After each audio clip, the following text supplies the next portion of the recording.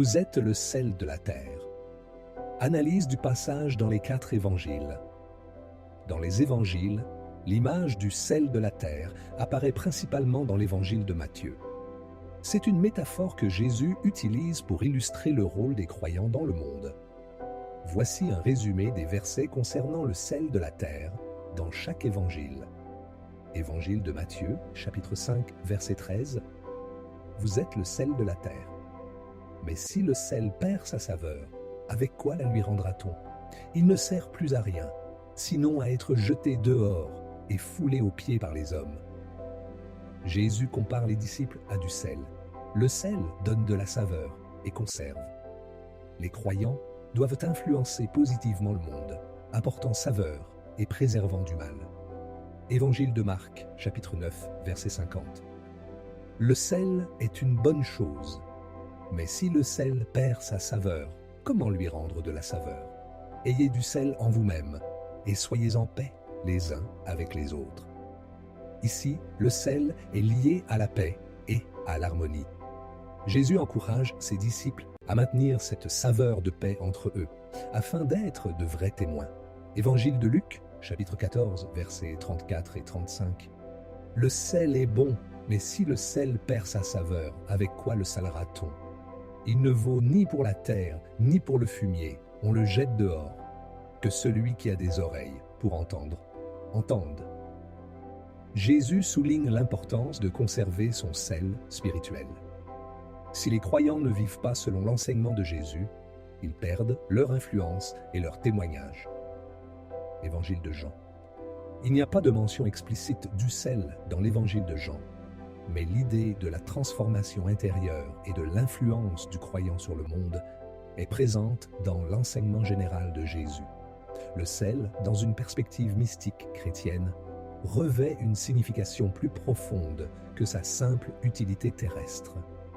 Il symbolise une transformation intérieure, une purification de l'âme.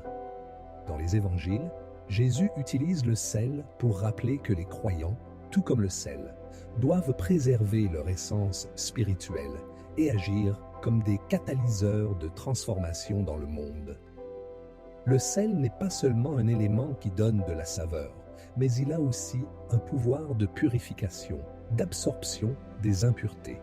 Ainsi, le croyant, à travers sa foi et ses actions, doit purifier et renouveler son environnement, apportant une lumière divine là où il y a de l'obscurité.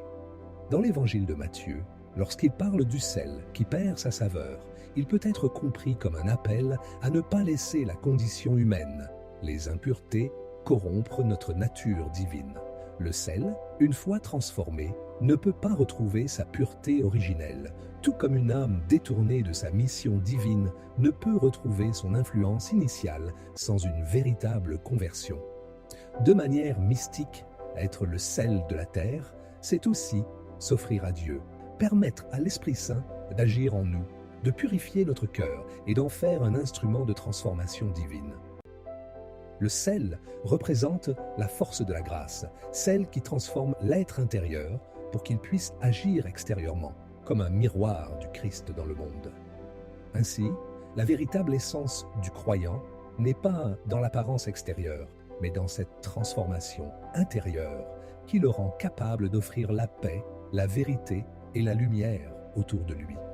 Enfin, l'idée de vivre en paix les uns avec les autres, mentionnée dans Marc, prend une dimension mystique. Pour être un véritable sel, il ne suffit pas de posséder cette essence spirituelle. Il faut la vivre, la partager, comme une force qui harmonise et transforme les relations humaines, rappelant la communion mystique entre les membres du corps du Christ. Conclusion. Le sel, loin d'être un simple symbole de la foi, devient ici un puissant outil spirituel qui nous invite à une profonde transformation intérieure. C'est par cette purification de notre cœur et par l'offrande de notre être à la grâce divine que nous devenons véritablement sel de la terre, appelés à illuminer et à purifier le monde autour de nous, tout comme le Christ l'a fait. Comment, selon vous, pouvons-nous être le sel de la terre aujourd'hui ?